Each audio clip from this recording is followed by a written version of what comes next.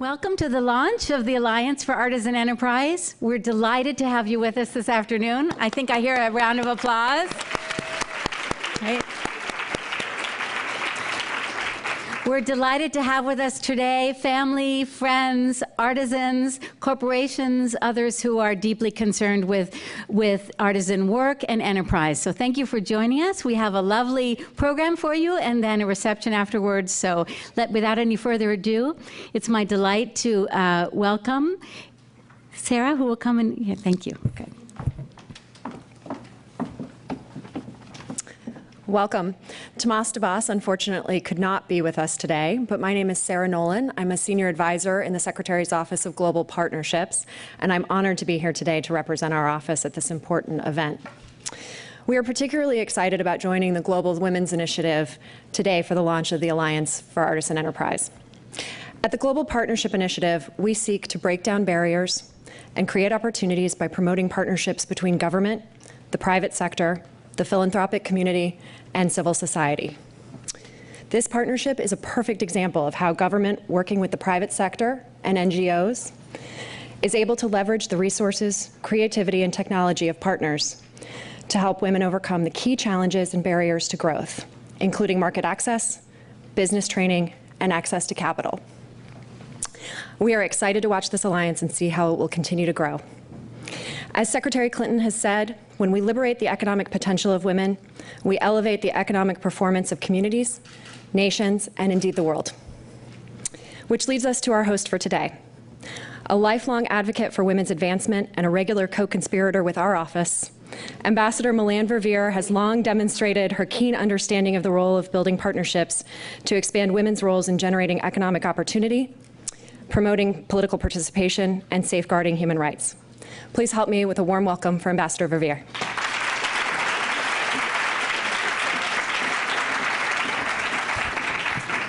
Thank you, Sarah, and let me add my welcome to each and every one of you and just say this is a day I have been waiting for more years than I can count. But I know how many years because I see many people in this room who have been partners in this kind of effort for so long, and I think to know that it's finally come together has got to be just a feeling of great gratitude on everybody's part. Let me begin also by expressing my appreciation to the representatives of foreign governments as well as the leaders and advocates from the private sector and civil society, all of whom are here today and who together have made this launch possible. Back in September 2 years ago, President Obama signed a presidential policy directive on global development, the first of its kind in any United States administration. It called for the elevation of development as a core pillar of American power and charted a course for development, diplomacy, and defense to reinforce and complement one another in an integrated, comprehensive way. And Secretary Clinton has ensured that the State Department implement this directive by making certain that our foreign policy efforts help to lift people up, to lift their families up, and societies out of poverty. And as she has said, this advances our own security, prosperity, and values. Now, one of the great ways to do this is to grow entrepreneurship. And it is an approach which leverages the power and potential of what the Secretary calls 21st century statecraft, in which we embrace new tools, like cell phones, for example, which have an amazing capacity when put in the hands of the poor, particularly women, can transform their lives as entrepreneurs, can protect them from violence, can enable them to have access to vital information they would never get otherwise. And it unleashes the possibility to have banking. So mobile banking is very much a prospect, and much of the world is still unbanked. And banking has a lot to do also with the big announcement we come together for today.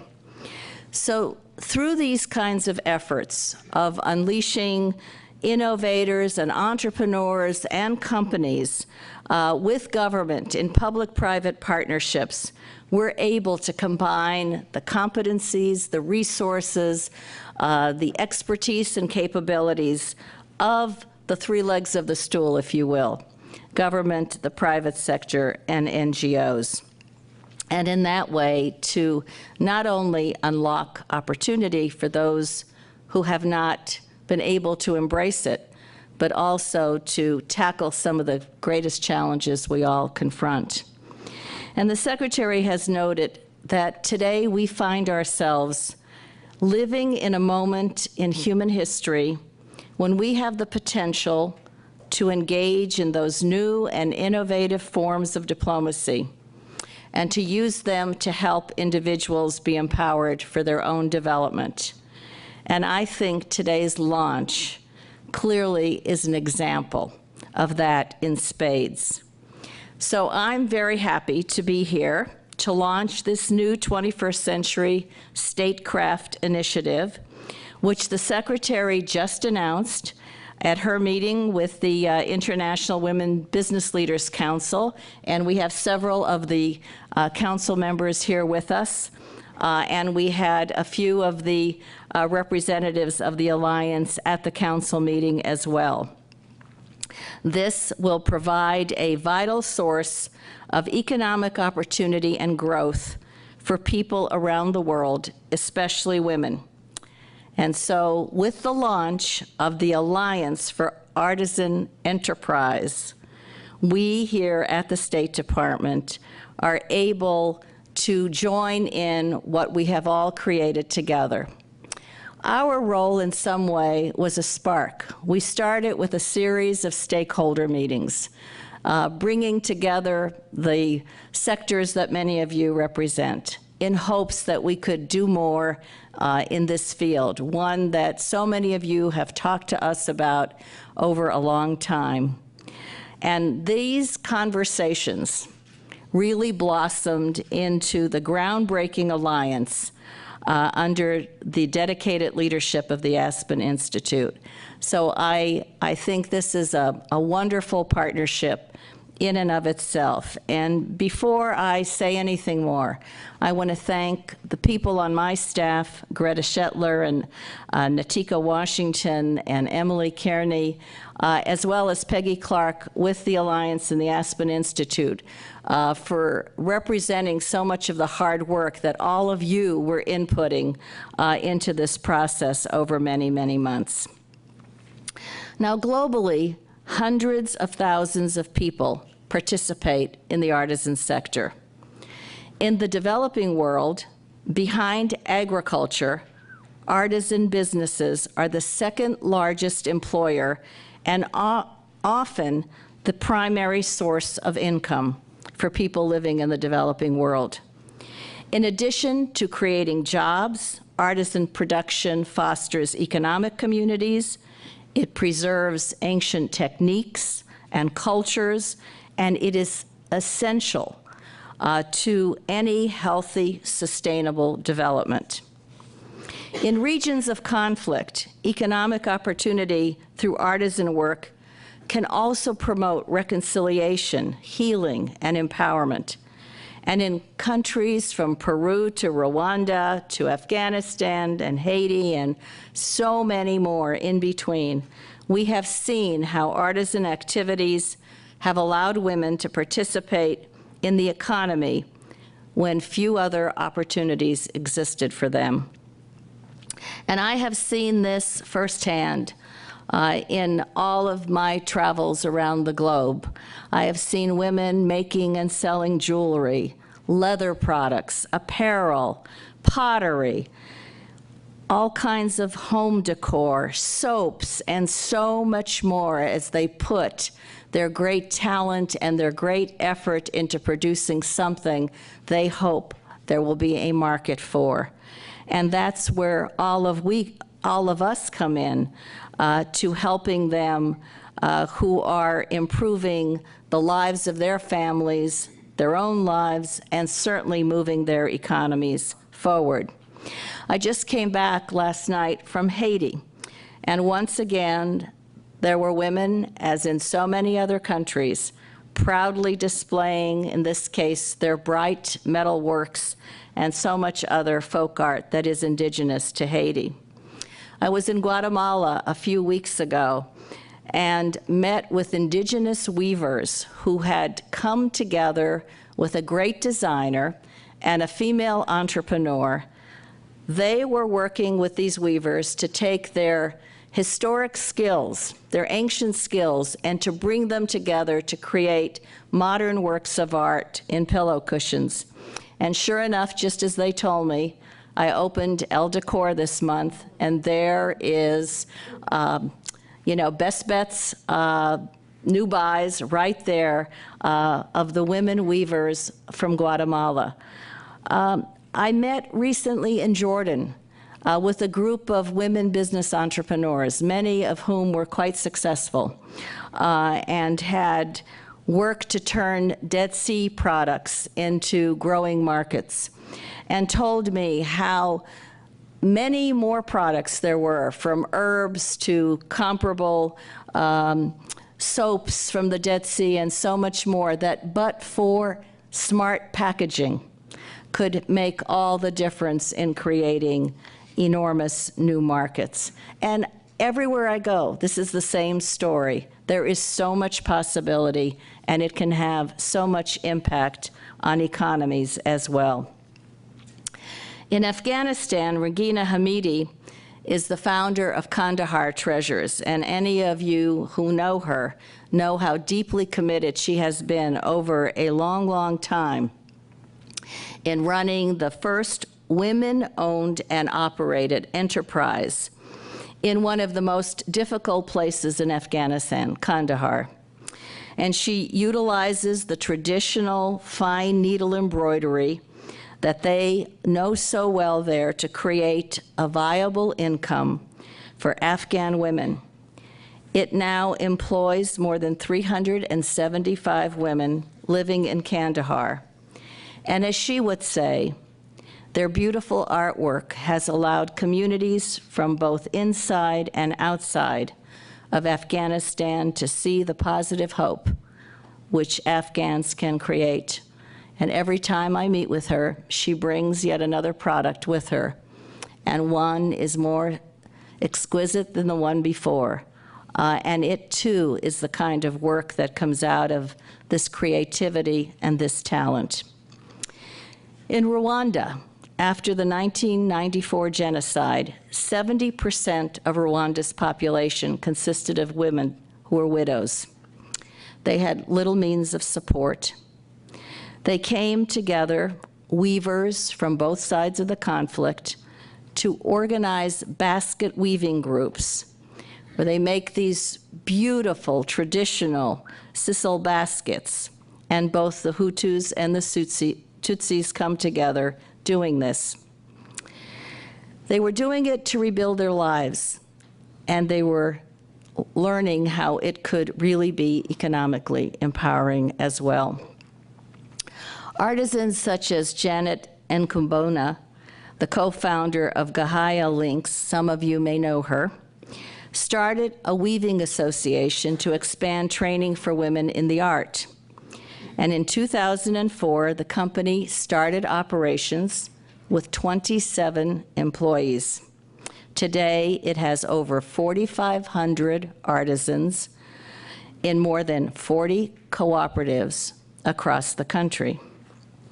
Now, I first met Janet about a decade ago when I was at Vital Voices. And at one point, I can't remember which year, we were holding a conference in South Africa, and she comes up to me and she says, remember me, Janet. And I said, oh, Janet, good to see you. She said, you changed my life. And I had no idea what she was talking about. What she meant was that years earlier, she participated in a training program that we were organizing for women, in this case from Africa, to enable them to learn the business skills that they needed if they were going to be able to be successful entrepreneurs.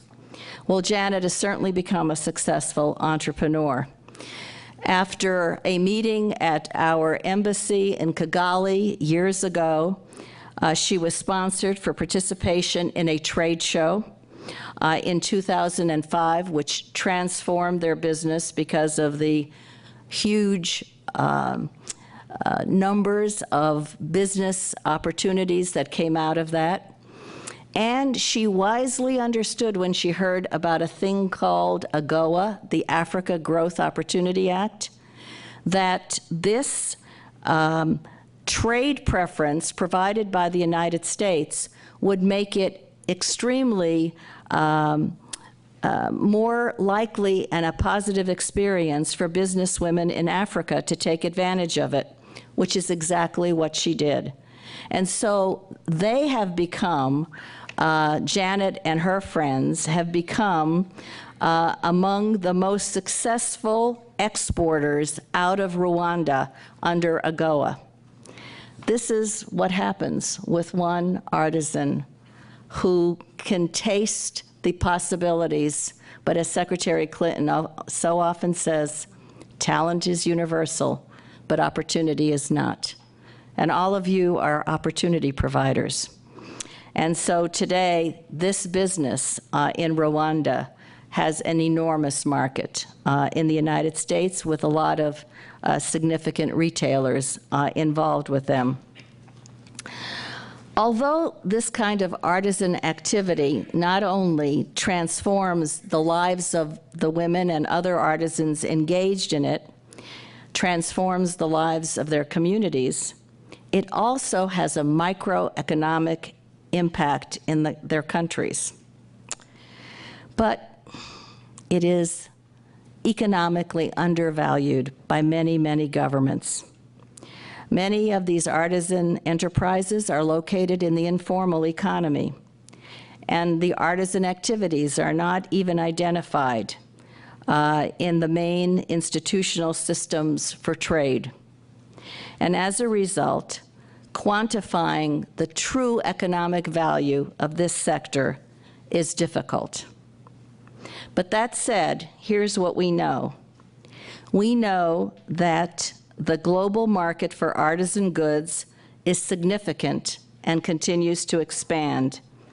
Even when the global demand plummeted and international trade contracted by 12% in the wake of the 2008 global economic crisis, exports of art crafts actually rose to $32 billion in 2008, a figure that is nearly double the 2002 figure. So we see what potential business this represents as well.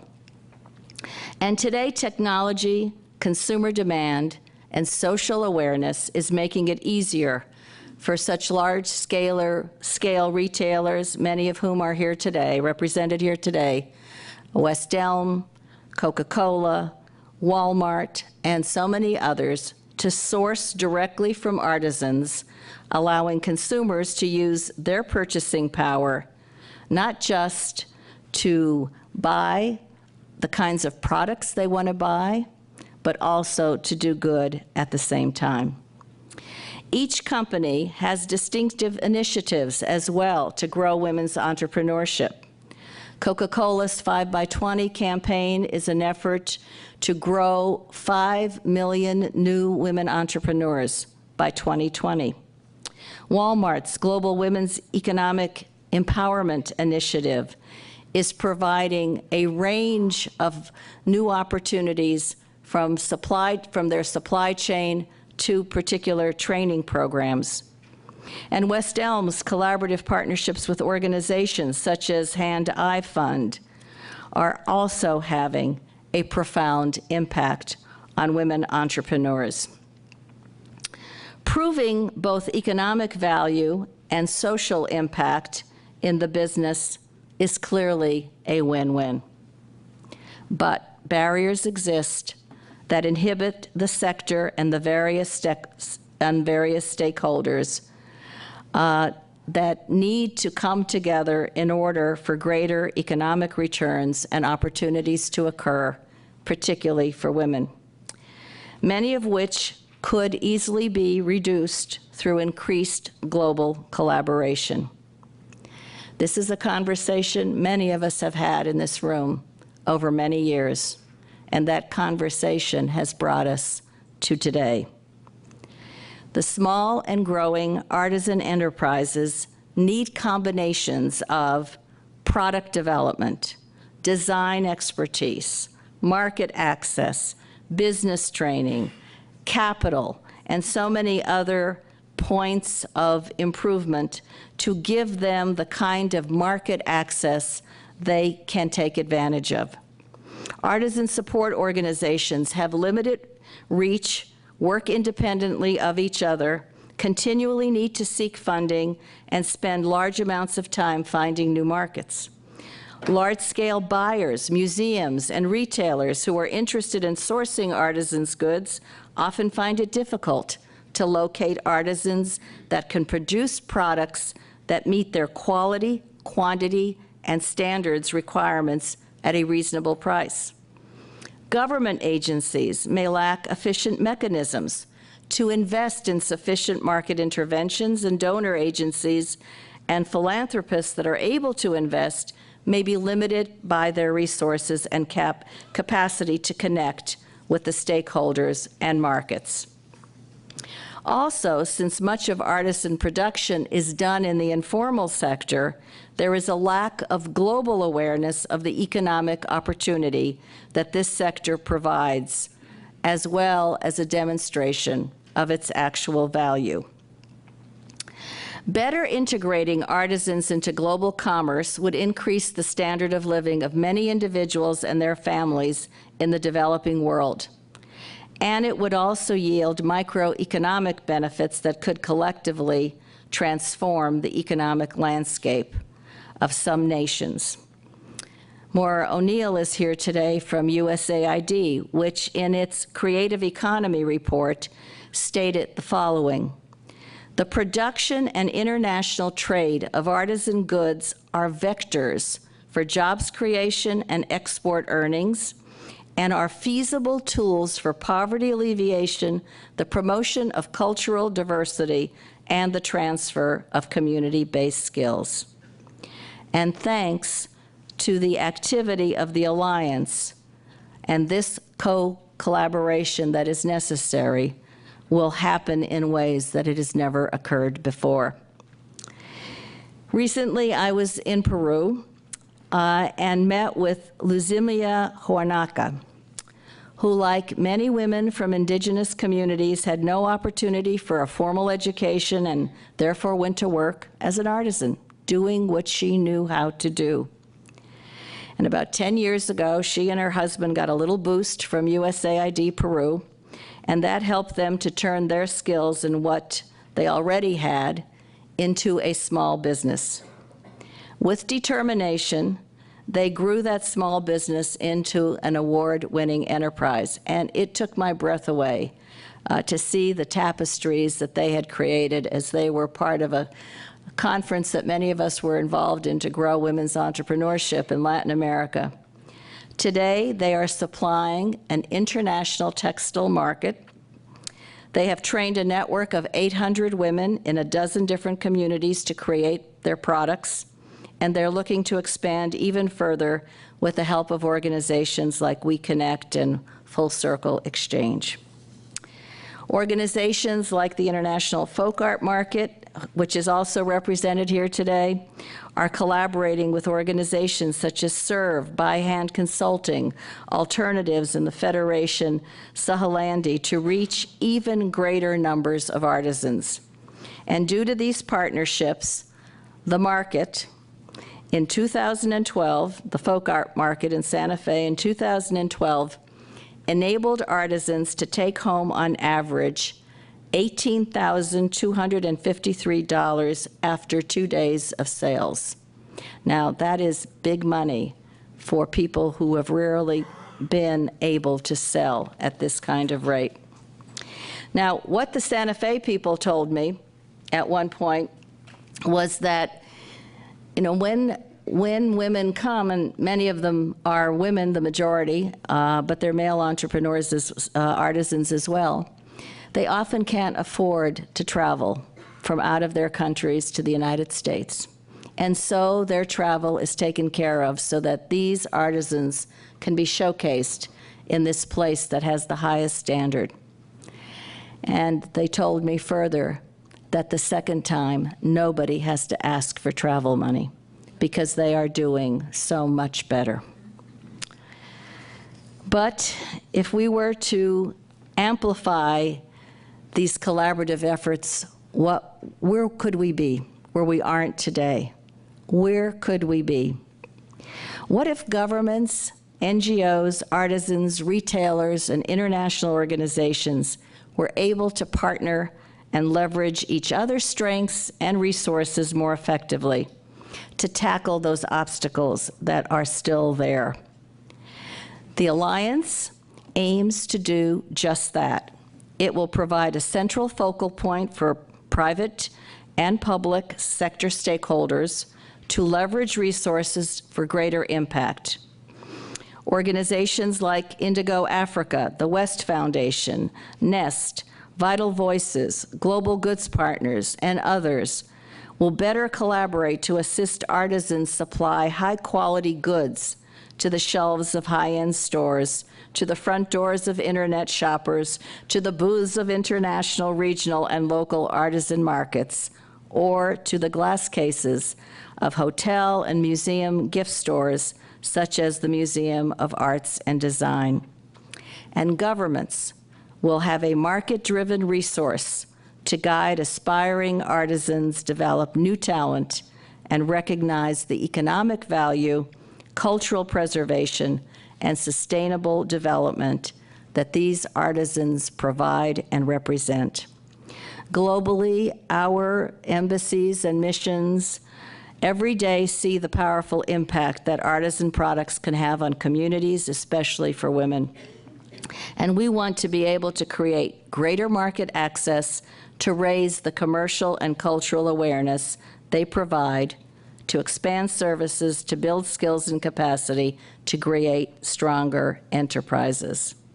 However, we know, just like you all know, neither of us can do it alone. The untapped economic development potential of the artisan sector makes a powerful case for this alliance to support, elevate, and expand the artisan sector, and to look forward to working with the alliance and other governments in furthering this global initiative.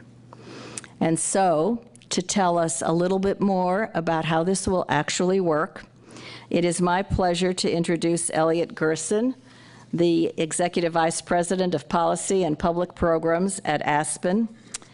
And I want to say on behalf of all of us that we are so grateful that Aspen has taken on this important leadership role. And we know that this Alliance for Artisan Enterprise will become a significant resource for social and economic progress all around the world in the months and years to come. Thank you all so much for what you've done.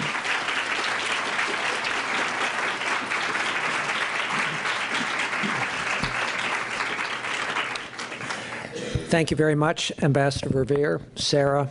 Really thank you for those really passionate remarks. We couldn't be more excited about what we are launching today. Special thanks to all the distinguished guests today from around the world, the founding members and people whom I hope will be close friends of the new alliance, brand new alliance for Artisan Enterprise. I'd simply like to say on behalf of the board and the leadership of the Aspen Institute how honored we are to be here, to join with our partners at the State Department to serve as the secretariat of the Alliance for Artisan Enterprise. We have enjoyed a very constructive relationship with the State Department for the last few years as the Secretariat for the Partners for New Beginning initiative, which has meant so much for economic development in the Middle East and actually much more generally among predominantly Muslim countries from Morocco to Indonesia. And many other joint efforts that it's been our privilege to conduct with the State Department. The alliance which we're launching here today is something that's going to be extremely important to the portfolio of Aspen activities.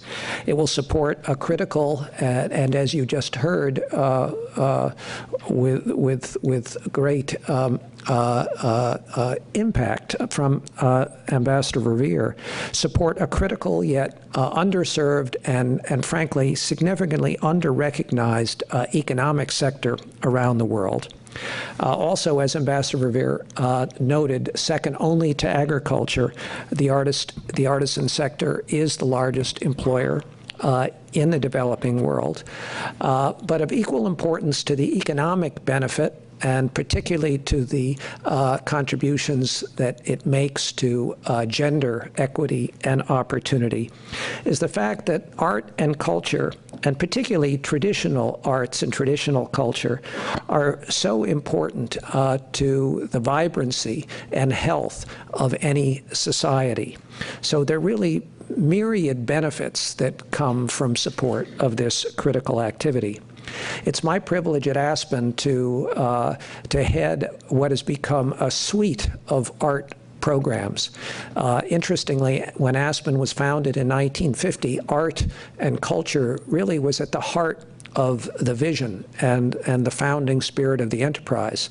Over the years, we turned increasingly to various elements of public policy, but in the last 5 or 6 years, I'm delighted to say we have returned and added many programs in arts and culture, and they now constitute a critical part of our enterprise.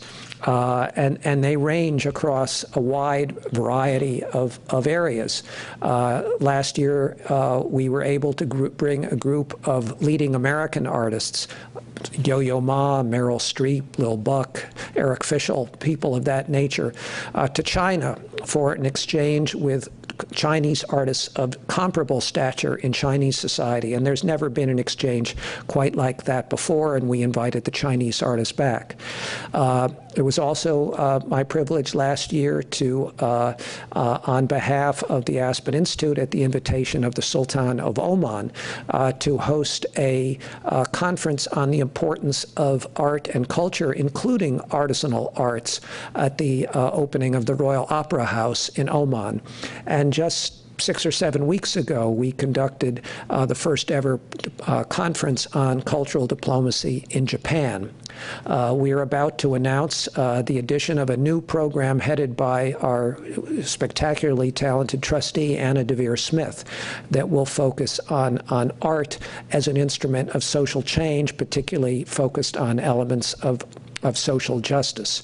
So I hope you will find that this alliance will find itself richly integrated in a strong and growing group of programs devoted to the arts, but more importantly, the arts as critical contributors, not just to economic vitality, but to the intellectual, cultural vibrancy of any society. I am especially impressed by the many partners whose efforts have been necessary to bring us to this place. This began, of course, with the efforts of the team at the State Department's Office of Global Women's Issues to host various meetings, to bring people together from this enormously vast and until now largely interconnected world, to the Aspen Institute's own efforts. And I couldn't possibly be here without thanking in particular the extraordinary Peggy Clark, who's, I don't see how she has time to do all the amazing things she does, but this has been a particular passion of Peggy for a long time, and I know how proud she is to bring this day forward and the kind of work we're going to see in the days ahead. And of course, the formal partnership we have with the Department of State to make the dream of the alliance a reality. I think just by all of this activity together, we've demonstrated the power of partnerships and collaboration, and it's hard to imagine a more worthy cause than this one. Finally, the structure of this alliance is modeled after another collaborative effort here at the Institute, and I see Jenny Everett in the back representing our wonderful program, the Aspen Network of Development Entrepreneurs, or ANDE as it's known. I'm wearing their little pin today. ANDE's mission is really one very much in parallel with the mission of this new alliance, but also structurally it offers some wonderful examples that we'll be able to follow. It's a member-based organization with corporate, foundation, NGO, and developing country partners. And we envision similarly that the alliance will welcome members from a wide array of organizations, including large corporations, large and particularly responsible corporations, many of which are represented here today, seeking to source products from artisan organizations and to pioneer an ethical certification system, to artisan groups from the developing world, to nonprofit intermediary organizations who provide services to artists. I think our new website was launched today, was it, Peggy? I haven't actually checked it, but please do. You can go to the Aspen Institute website, and then it's just www.aspeninstitute.org/alliance for Artisan Enterprise. And we hope to continue to see your interest and engagement as we broaden this in the months and years to come. So I'm delighted to be here today. I look forward to working with Peggy and others to assure the success of this very, very exciting new initiative. Thank you.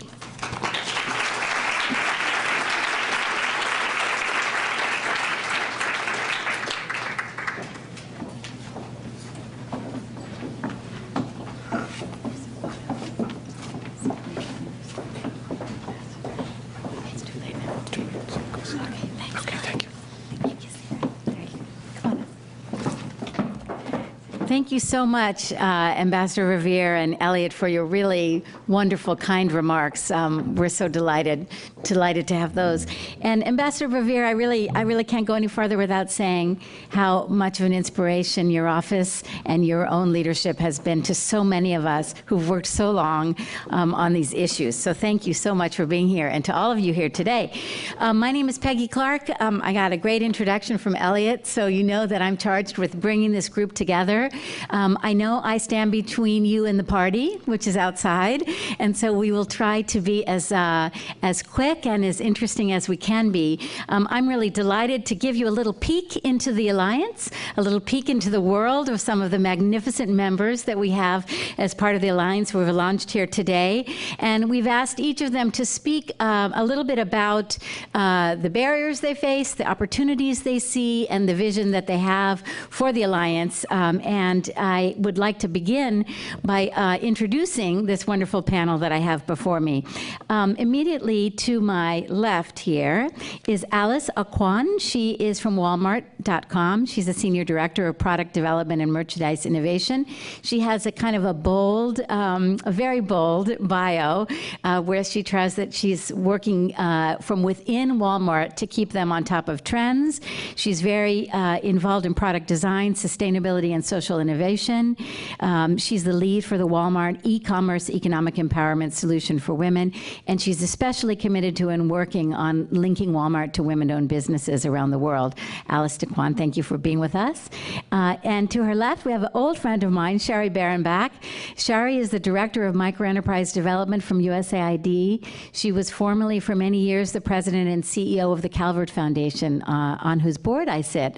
And Shari has been a leader in financial innovation for years. She's been a champion of microenterprise before we even called it that, right, Shari? We called it small business development. And she is now in her role at USAID will be a big supporter of this work. Judy Espinar, I'm sorry, I've jumped over you. Judy is in the red jacket there. Judy is the co-founder and creative director of the International Folk Art Market in Santa Fe. For those of you that don't know, they're celebrating their 10-year anniversary. The International Folk Art Market is a magnificent, wonderful thing that has done so much for artisans all over the world. Judy started as the fashion director of Gimbel's East, New York City. At the time when people actually made patterns, Vogue patterns, Judith was the editor-in-chief of Vogue Patterns International. Some of you in the room remember that. And she's worked a lot with Hungarian craft industries and others, and she's a muse in many ways for the field. I've jumped over Jennifer Gootman of Global Goods Partners. She serves as the executive director. Global Goods is a fabulous organization based in New York. Jennifer used to be the deputy director of City Futures. She worked in Lower Manhattan for a nonprofit called Art in General, and she's been involved in scaling up a jewelry business, as well as has worked all over the world, particularly in Nicaragua, on artisan businesses. And then to my far left, our last panelist is Abigail Jacobs. Abigail is with West Elm. Many of you may have seen that in West Elm's magazines, they always feature Indigenous artisans. Abigail is the VP of Brand Marketing and Public Relations. She was previously the Director of Public Relations, and we're delighted to have you with us. Thank you, Abigail. So let me begin. We're going to do this fairly informally. We're going to ask some brief questions, and we're going to give you a chance to ask questions of our panelists. Let me begin by starting with Shari. Shari, is there an economic case for investing in artisan businesses? What is your sense of whether it makes sense from an economic perspective? Why don't you try talking into it? Yeah.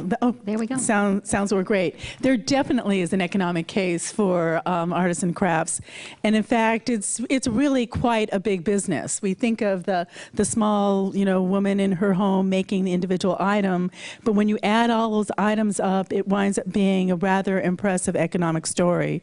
According to the 2010 Creative Economic Report released by UNTAD, the craft production products rose from $17.5 billion in 2002 to $32 billion in 2008. That's an 83% increase. So you're really seeing a dramatic growth in this sector. And what's really important about this is that 65% of all world exports in handcrafts are coming from the developing world. But what to me is also very interesting, while we think about the developing world having such an important role in supplying the crafts and exports, it's interesting when you take a country like Italy and start to understand how crafts have played such an important role in a booming economy like as in Italy. In a 2007 UNESCO report, they point out that 24% of all national enterprise belong to the craft sector, and that the craft sector employs 1 out of every 5 individuals in that country. They have 100,000 workers that are performing high quality production, and that Italian craft exports represent 17% of GDP. So once again, we think about the handcrafts and what it means for the developing world. It's important to recognize, where is this all going? Even the most developed economies show that home-based economic production is really an important piece to the economy. Thank you so much, Shari. And we look to USAID to take us into this new set of work, which is really, in many ways, beyond microfinance, into small and growing businesses, particularly for women. Let me turn to Jennifer. Jennifer from Global Goods. You are really in the trenches. You've worked very hard at trying to take the fair trade model and what you do. We know there's economic growth. We've heard about it. What are some of the reasons that you see that this can work, and what are some of the challenges that you're facing? Great, thanks. Well, we are a nonprofit, and our major component of our mission is market access for the groups. We work with about 30 different artisan groups in 20 countries around the world. And when you ask a lot of our artisan partners what is their primary goal, they say sales.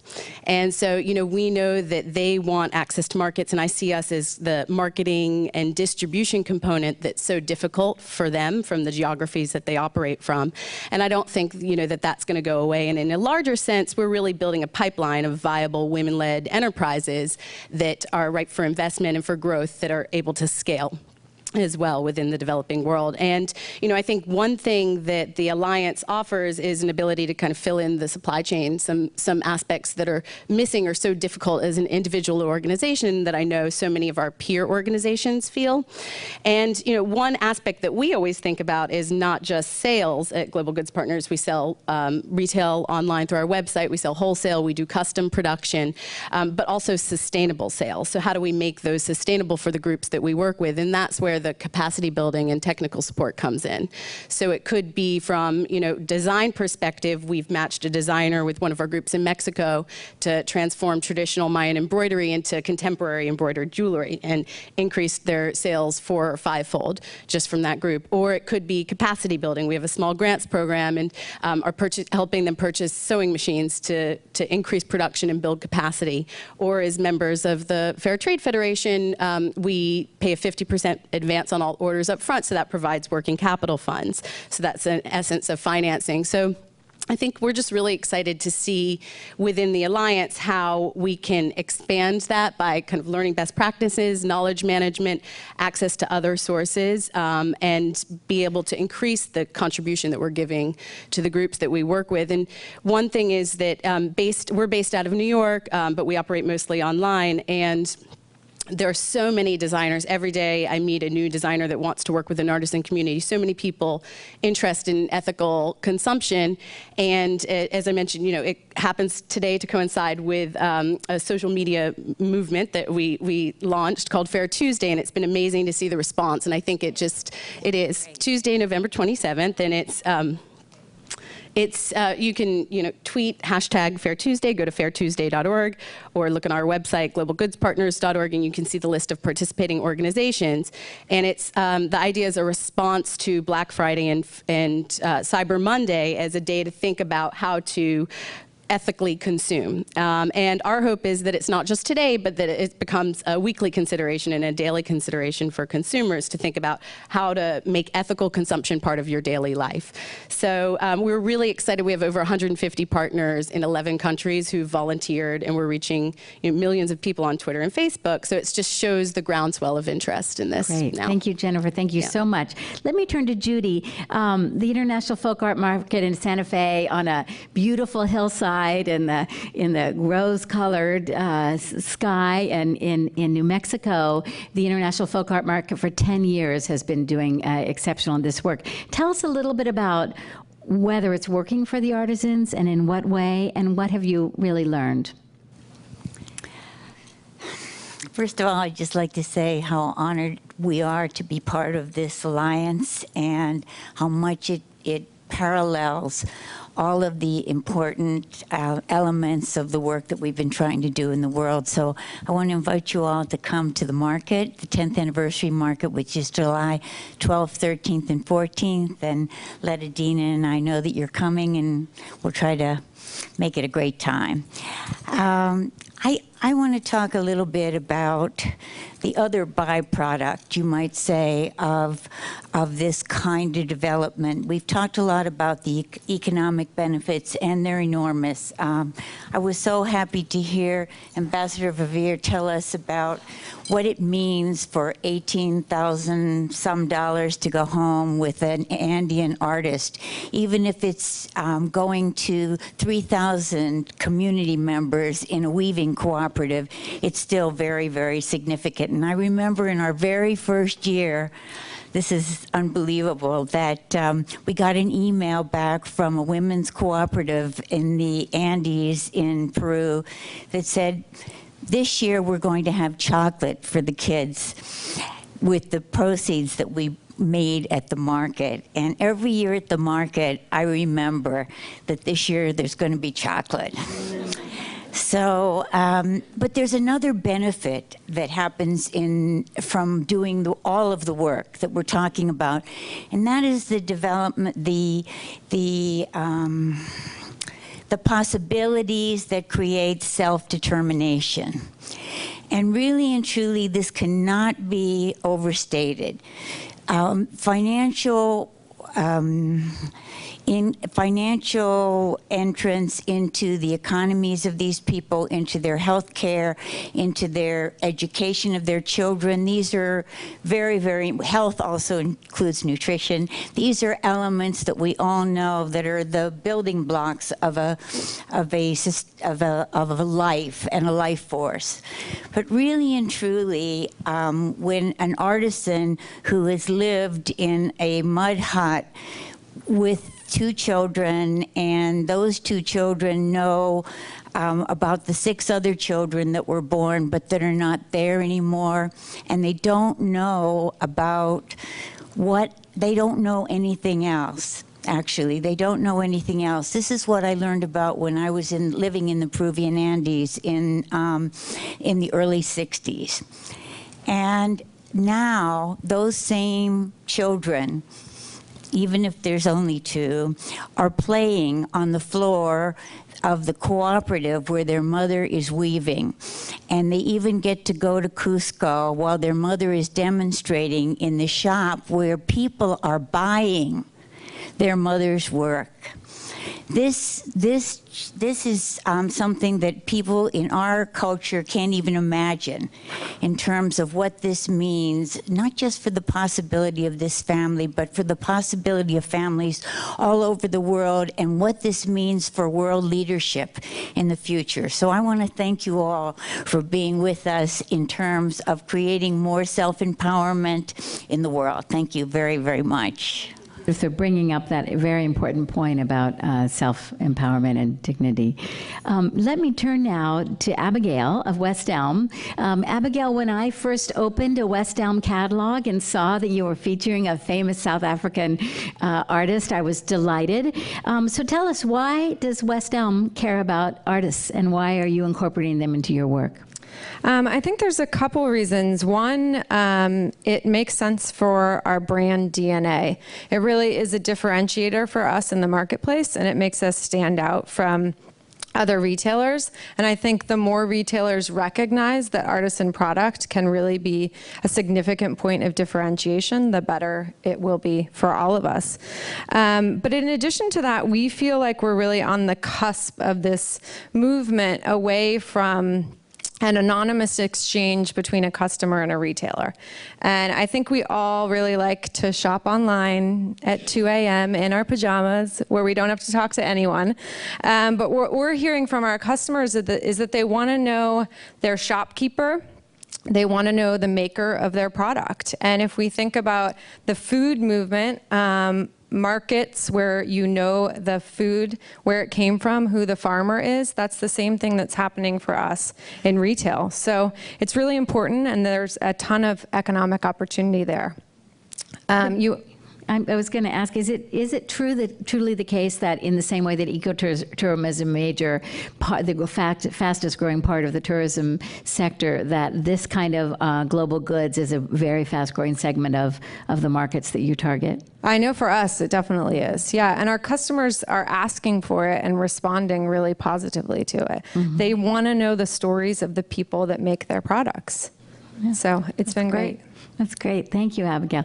Let me turn now to Walmart and Alice. Alice, thank you for being with us. And we're really delighted that corporations like Walmart and West Elm have joined this effort. It's not easy to source from artisans, and we really applaud your efforts. Let me ask you, Alice, you know, the whole world was delighted to see last year that Walmart launched a huge effort focusing on women's businesses, that in committed to linking their value chain to women's owned businesses. Tell us why. Why did you decide to focus on women, and in what way are you going to be linking with women artisans?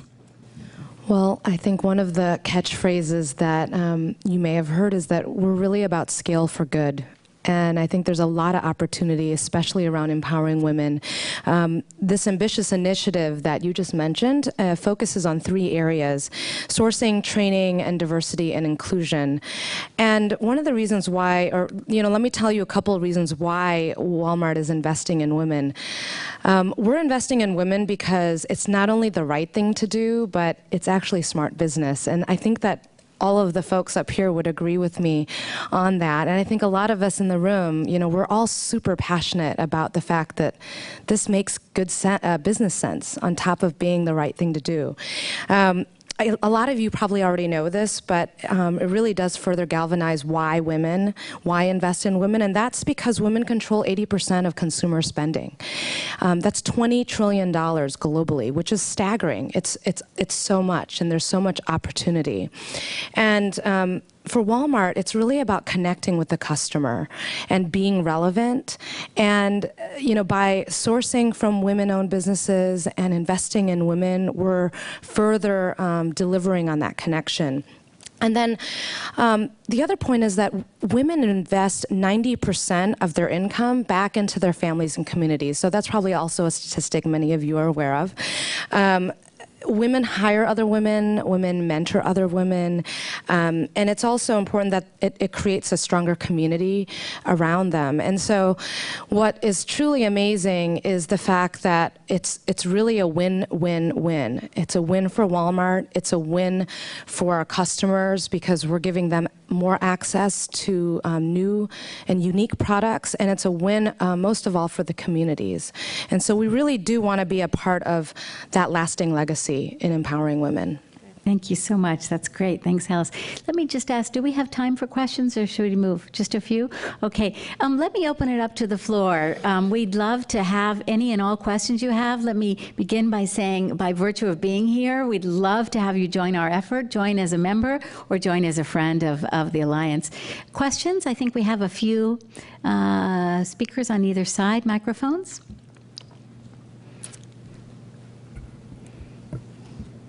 Anyone?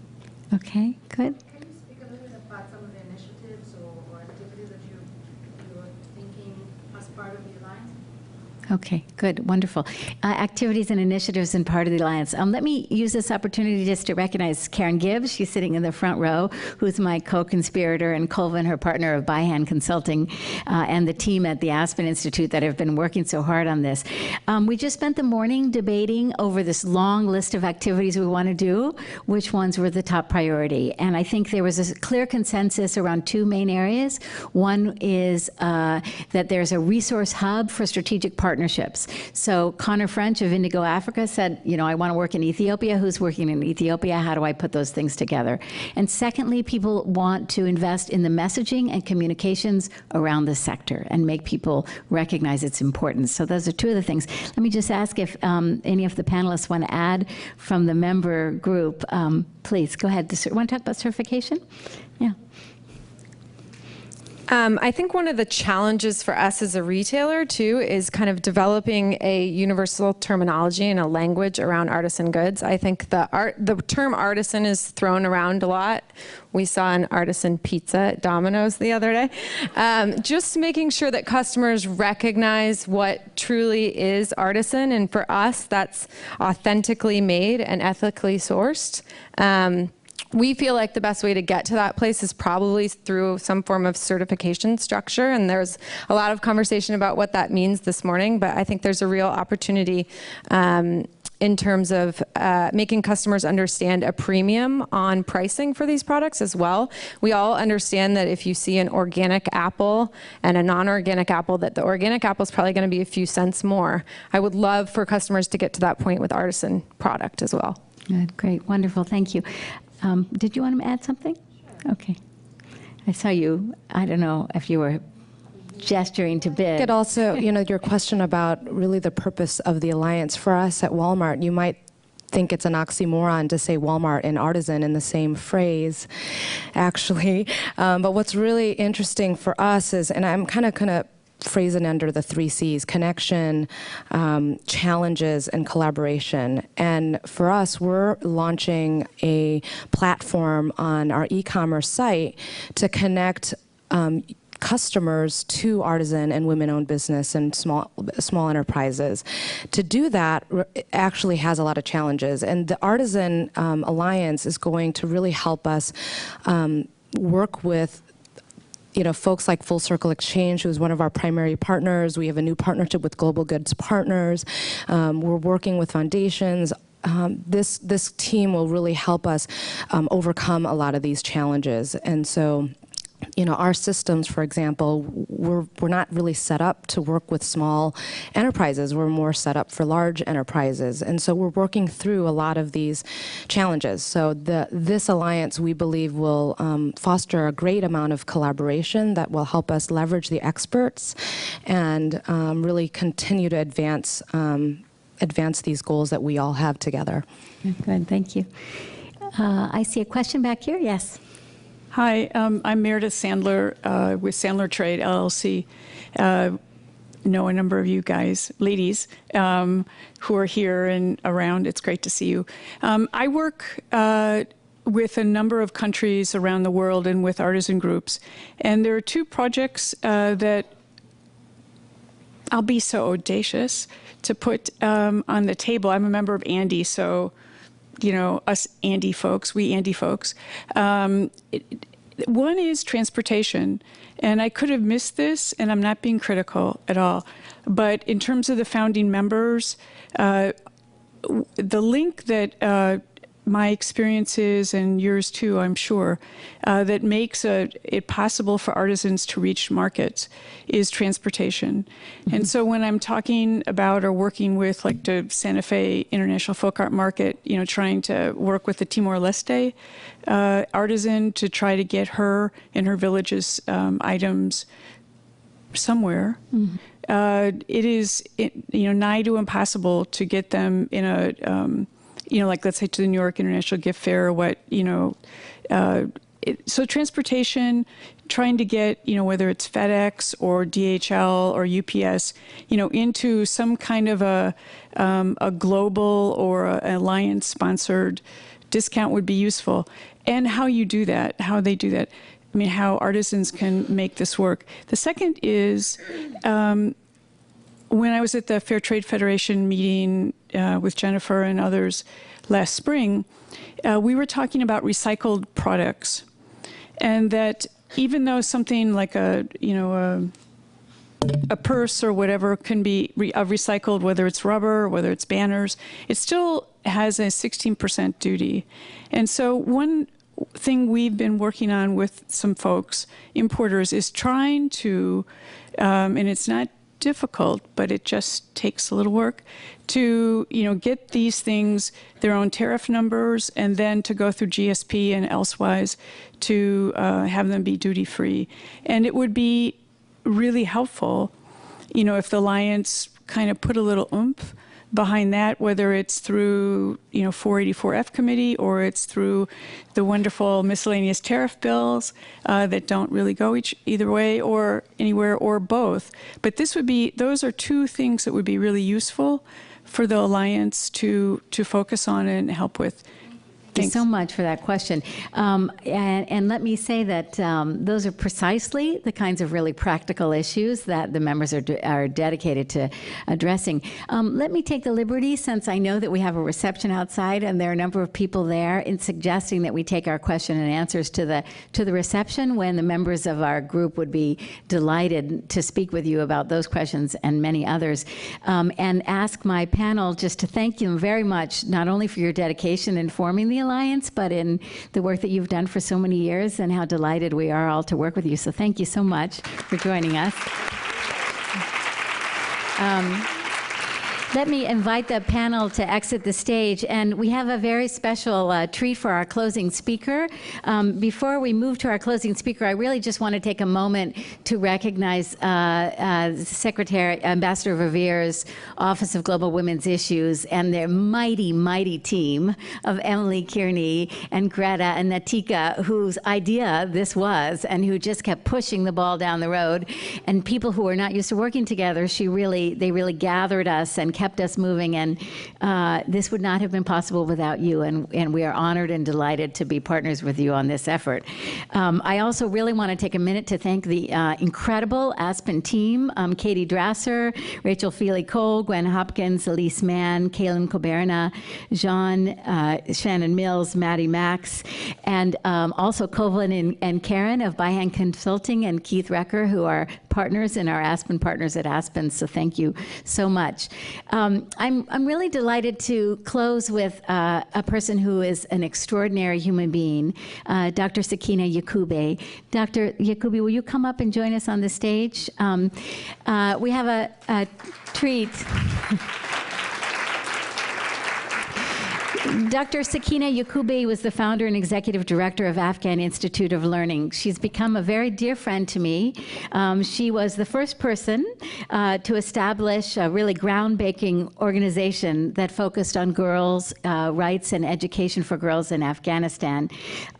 Sakina has lived through so much, but she still gives so much hope to us all. She was the first organization to start leadership training for Afghan women, the first to open women's learning centers. She supported 80 underground home schools for 8,000 girls in Afghanistan. She continues to do this important work and broaden it in many ways to health and other areas. The reason she's here is because she believes in the importance in art and culture. Before I turn the mic over to you, I just need to say, Sakina has a lot of awards. She's a small person, but she has a huge heart, and she has been the recipient of the 2003 Peacemakers in Action Award of the Tannenbaum Center, the 2004 Women's Rights Prize of the Peter Gruber Foundation. She also includes awarding the Democracy Award from the National Endowment for Democracy, the Citizen Leader and Global Hero Award. She is a Skoll Fellow, along with my husband, who's there in the audience, who I want to give a shout out to, and my wonderful family, Mimi and Lucy, thanks for being here. Dr. Yacoube really believes in the importance of arts and culture, and we happen to hear her talking about this, and so we're delighted we were able to bring her here today to help us launch the Alliance and to tell us just a little bit about why this is your new passion. Thank you for being with us. Thank you very much. Thank you. Thank you. Thank you.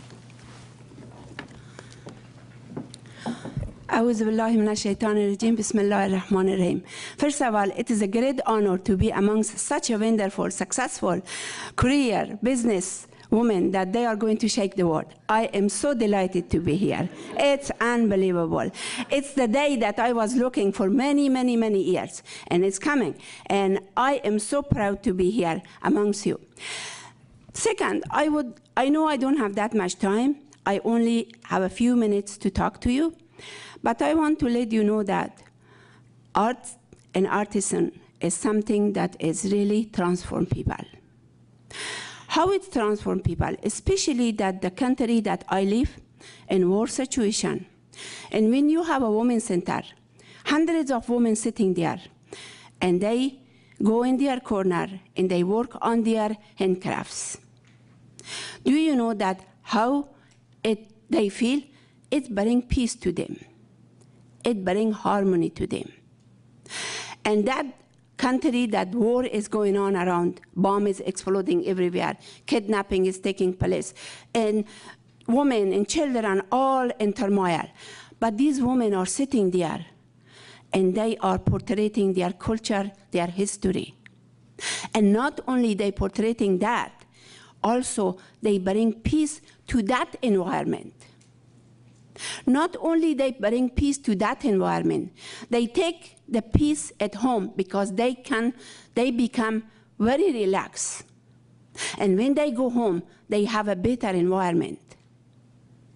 As you all know, that every woman, whatever she earns, it goes on her family, as we heard from all the other colleagues.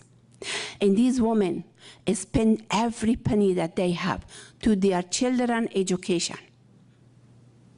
And you know, I am there and I am absorbing this day to day for 20 years. From the refugee camp to the underground school with the Taliban, and today. We have reached 10 million people. All of a sudden, I could see a society that is transforming, rising up, and they are in the level to be a businesswoman. And do you know that through education, today the women of Afghanistan are businesswomen. They are there to deal with all of you. They are ready for it. And if it wasn't for education, they will not be able to. Still, they will do that little embroidery that a lot of people don't give credit for it. But today, they are willing. They are ready to trade, do business trade with the US, with Europe, with Asia. And not only they are doing business, also they are doing culture, poetry, art. We have a lot of women artists who just portrayed the society, what happened to Afghanistan, what is happening to the world, what is poverty is doing to a family, how is a family lives in poverty. These are all through work, through arts. And day to day, I absorb that. And today, I am here to tell you that, yes, I am working in the area of education.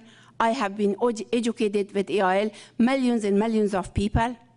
But I am proud to be here today to you, that you are raising the self-confidence for people when you buy their product and when you display around the world. Because as one of the colleagues says, they are not able to bring it into the country. It's a very tough job to do it. But I am really looking to the Aspen Institute that they make a way that these people be able to come to the market and share with you what they have. As another colleague said here, said it, you know, artisan is not only that they are earning income, they gain self-respect, and also the customer who is buying the product also get to know another culture. They get to know what's going on inside those countries, which otherwise they will not be able to do it.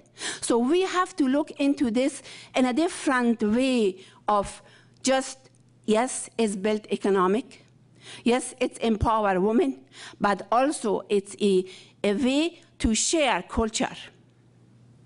I tell you, poetry and art right now in Afghanistan become one of the major things. For me, especially as an educator, right now, my way is channeled to that because our women reach to that level. They are getting education, they are getting higher education, and they are ready to go to the artwork, and they are there. So I wanted to share this with you, and I want to congratulate all of you, because all of you, I know most of you that I have been connected with, that you have been working and trying to encourage us.